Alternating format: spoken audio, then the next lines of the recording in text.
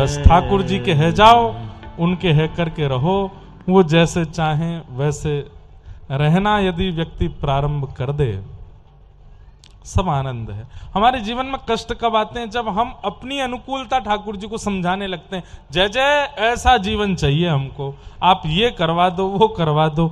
आप परिश्रम कीजिए, कर्म कीजिए, ठाकुर जी पे कहो नाथ फिर इसके बाद जैसा आप चाहो वैसा आप करो। ठाकुर जी की रजा में राजी रहो, सब प्रसन्न है, सब आनंद है। भगवान ने 7 दिन 7 रात्रि तक गिरिराज जी को धारण किया। इंद्र को लगा कि मैंने अपराध किया है।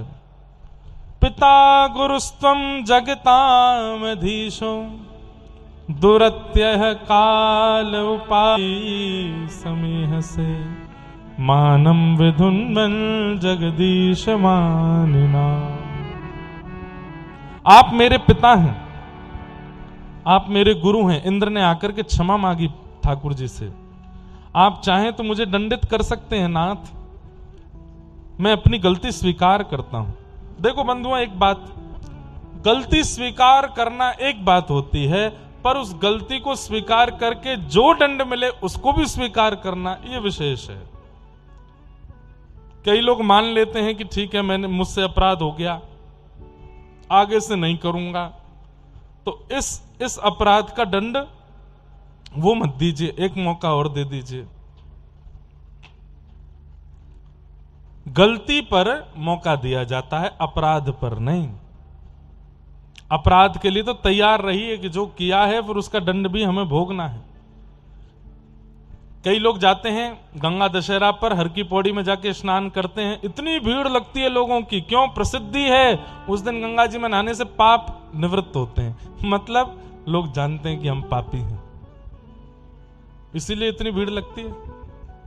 और स्नान करने के बाद में सबको लगता है कि बस अब हम फ्रेश हो गए, सब खत्म, जो किया गया था सब हो गया खत्म। ऐसे नहीं होता।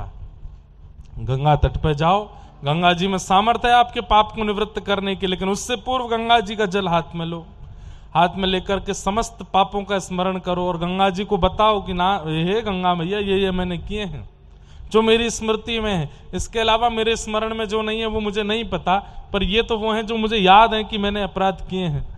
मैं आज आपको साक्षी देकर के, वचन देकर के कह रहा हूं कि मैं पुनः ऐसा अपराध नहीं करूंगा, और ये जो मैंने किए हैं इनका दंड भोगने के लिए मैं तैयार हूं, पर कृपा करके आप मुझे अब पाप मुक्त करो। जब आप जल छोड़ोगे, तब स्नान करोगे, तब गंगा जी पाप मुक्त करेंगे।